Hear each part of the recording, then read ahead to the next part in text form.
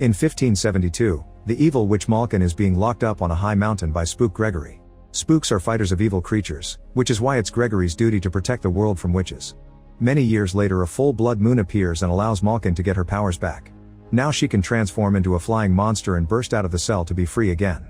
Meanwhile, Gregory is drinking at a tavern when his apprentice William comes to tell him about an infected girl at the church. Gregory explains he's taking a break and a man calls him out for not helping. When the guy touches his shoulder, Gregory pushes him off and starts fighting him with his mug. He even gives the man a sword to make the fight more exciting and continues to hit him with the mug to bring him down before pouring the alcohol on him. Afterward, Gregory and William travel to the local church. Once they're properly armed, they enter the building and find a possessed child chained to a column. She uses her power to throw a cross at them, but Gregory easily catches it. After the father confirms she's been like this since last night, the girl starts talking with a demonic voice to inform Gregory that Malkin has escaped. Realizing the witch is the one possessing her, Gregory puts a bag of magic powder around the girl's neck, which causes her to collapse. Dark energy comes out from her body and now she sounds like a child again, so her parents take her away. Then the dark energy comes together to form Malkin, who starts taunting Gregory and tries to charm William to no avail. When Gregory gives the sign, William throws an axe at the rope in the ceiling to make the bell fall, but Malkin dodges it and transforms into a beast to slash Gregory's chest before trying to fly away. William hits her with an arrow and throws a silver net at her, so Malkin flies through the door to drag him and makes him hit his face against the wall. However, William doesn't let go of the net and holds on to it long enough for Gregory to catch up to help.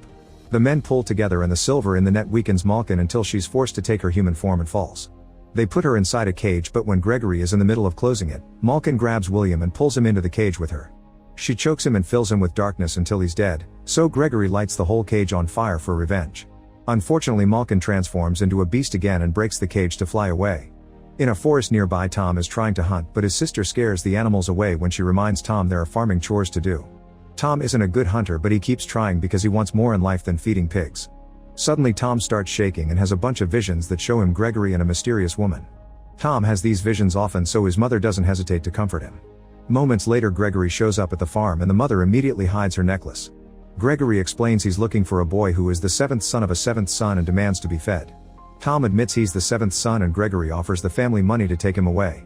The mother thinks it's too dangerous, but Tom wants to do it because he recognizes Gregory from his visions. Before they leave, the mother gives Tom her necklace, saying he must wear it at all times.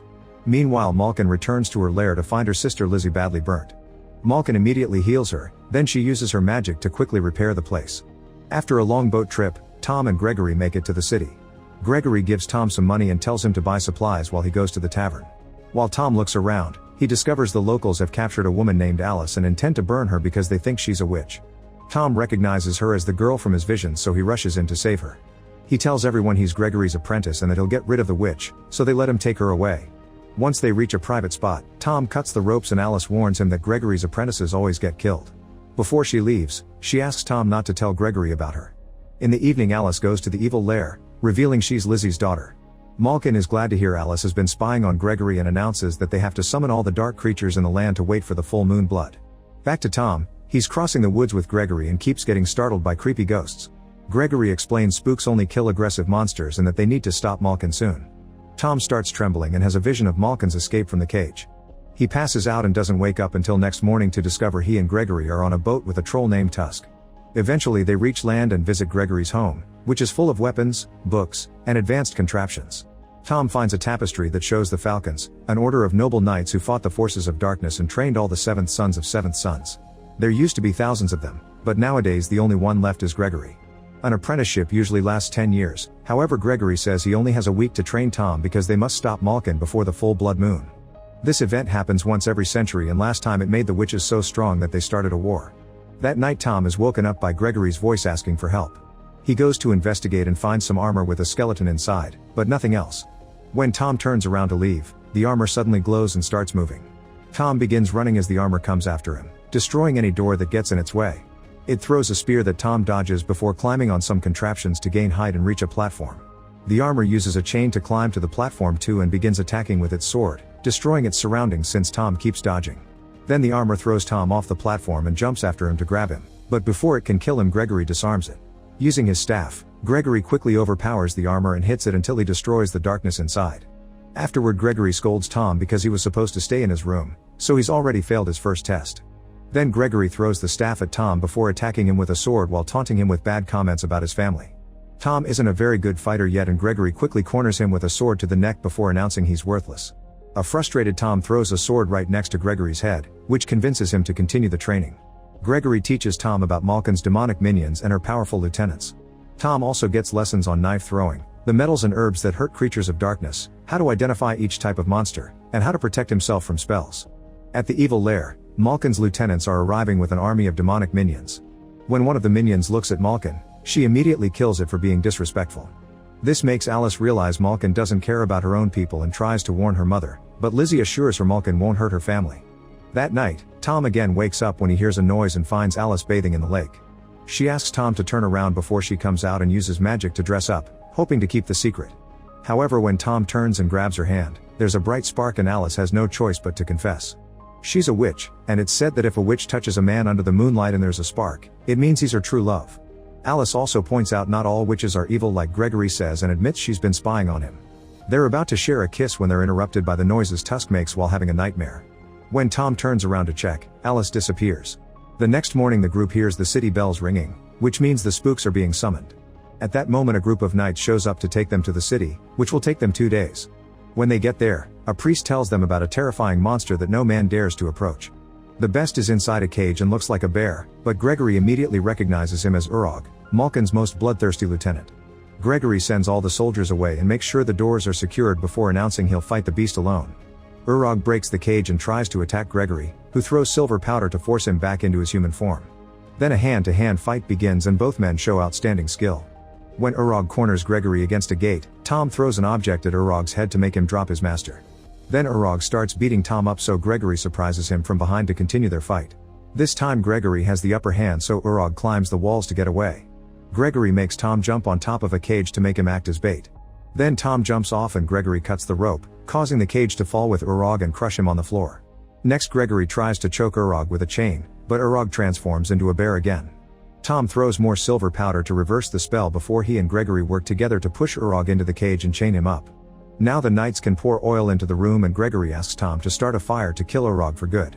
However, Tom doesn't dare to kill a person and Gregory has to do it himself.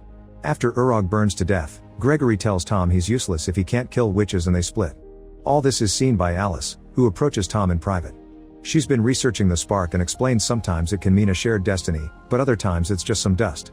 Alice also reveals that Gregory used to be in love with a witch. Suddenly Tom kisses her and the new couple spends the night cuddling.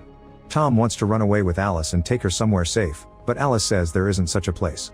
This triggers a vision that shows the world overtaken by darkness and Malkin killing Gregory.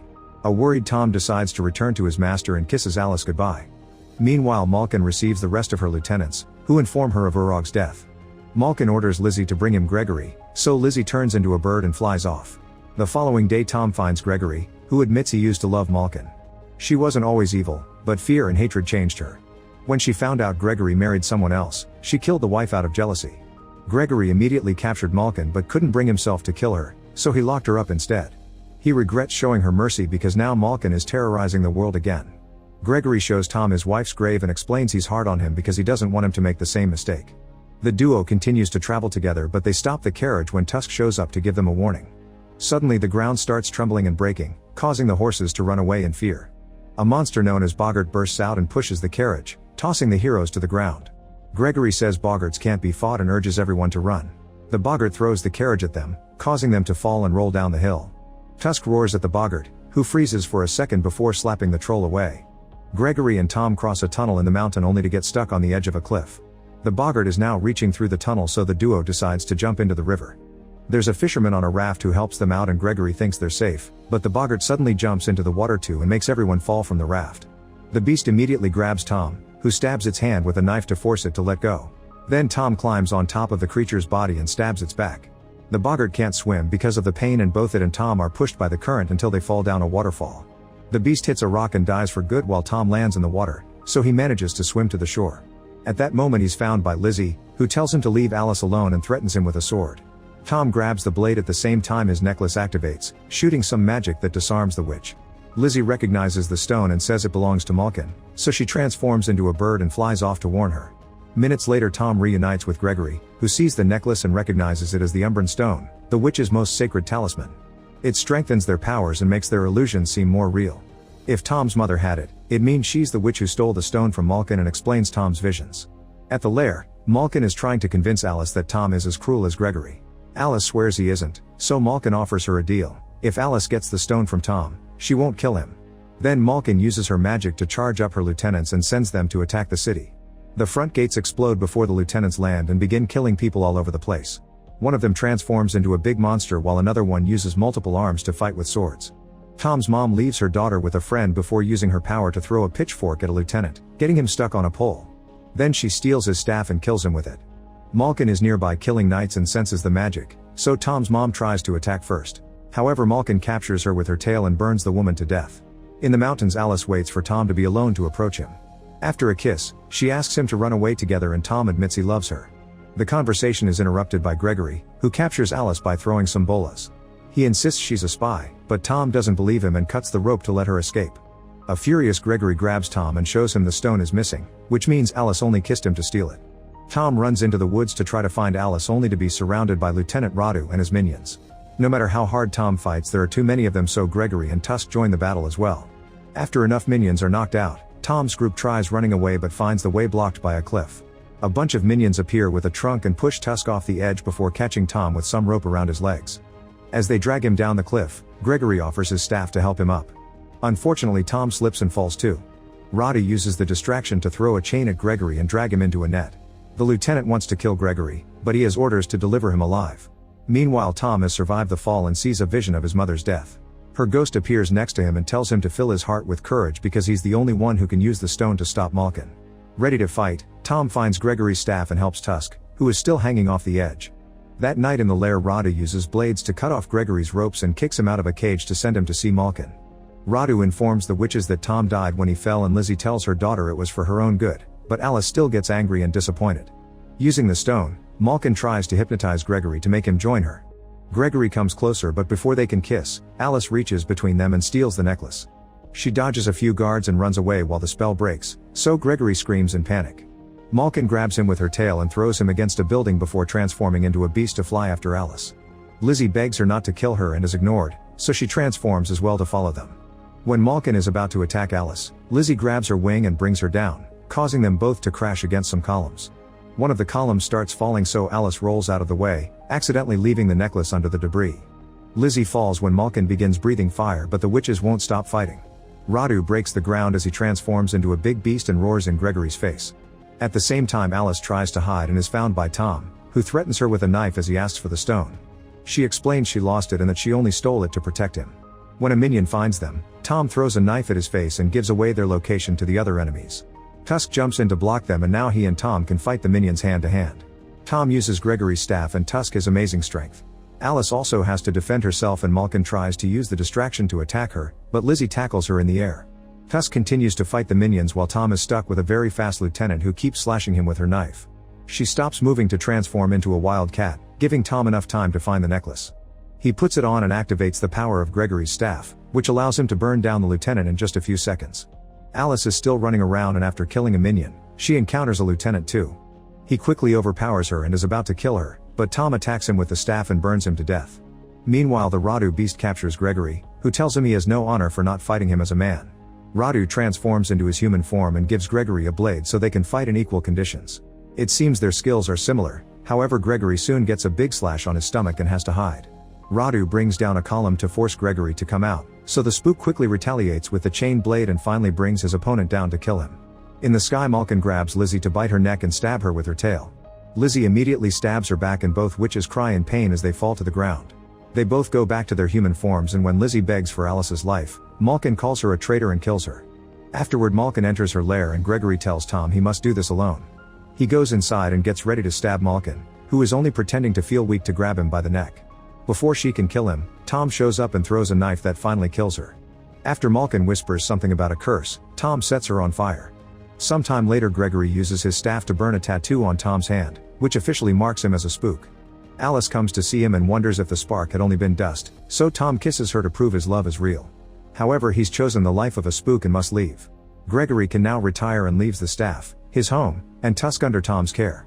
At that moment, the bells ring in the city, summoning Tom for his first job. Make sure to subscribe and turn on notifications so you can watch more videos like this. Thanks for watching.